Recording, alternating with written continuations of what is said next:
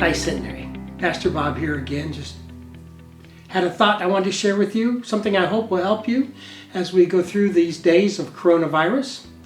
Got to thinking about this coronavirus the other day, and it seems to me like there's kind of two extremes right now. There are those who are just completely discounting the virus. Maybe you saw the news a few weeks back where some people were on spring break and they're just all together and they just seem to say, I don't care if I catch it or not. I don't care if I spread it. I'm just going to make sure I'm happy. There's that kind of a group. The other extreme is we see people who they're afraid to get within 10 feet of anyone. In fact, I read of a woman in New York who was beaten almost to death because she got too close to people and the people got scared. And so they lashed out at her, kicking her, swinging at her, throwing things at her. See, there are two kind of extremes that we're going with this coronavirus. And I don't think either one's healthy. And I don't want you to do either one of those two. So what do we do? Well, here's what I think we should do. Let me take you, I've got my Bible here. Let me take you to Matthew chapter 6. We're going to start here in verse 23. And here's what Matthew writes that Jesus said to us, and it fits very well for today.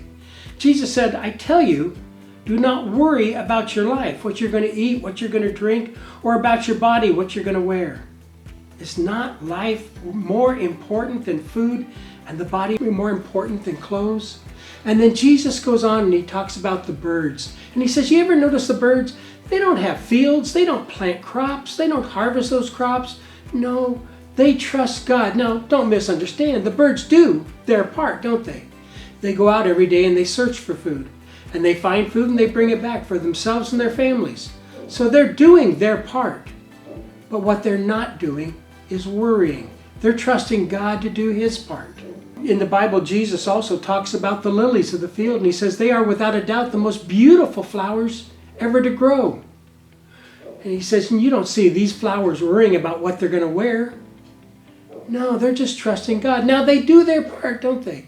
They send their roots down deep into the soil to get the nourishment and the water and bring it up to the plant so the plant can be beautiful. They do their part, and they trust God to do His part. And that's what Jesus is calling us to do. Listen to how He finishes this passage. Seek first God's kingdom and His righteousness, and all these things will be given you as well. Therefore, do not worry about tomorrow. Tomorrow will worry about itself. Each day has enough trouble for itself. Okay, so we're going to do our part. We're not going to worry. We're going to allow God to do His part. What does that look like? How do we do that? Well, let me take you to the book of Philippians, 4th chapter. Beginning at verse 4, hear what Paul tells us. Paul says, rejoice in the Lord always. I'm going to say it again. You rejoice.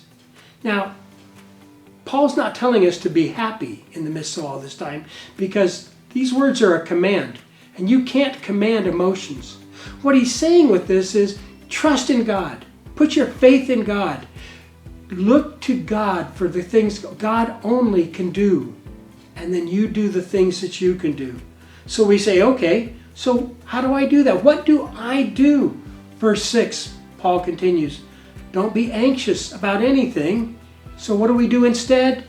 In everything, by prayer and petition with thanksgiving, present your requests to God. So what's our part in all of this? We're to be a people of prayer. We're to go to God every day with a list of concerns. We're to share with Him what's going on. Where do we need Him? Where are we asking Him to show up and work a miracle? Well, what else do we do besides pray? Paul concludes this way. He says, finally, brothers and sisters, here's what I want you to think about.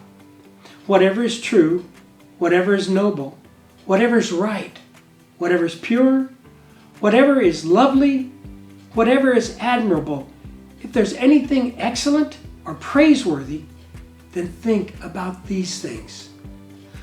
During these days of virus, let's not fill our heads with the virus. Let's not bury our heads in the sand either.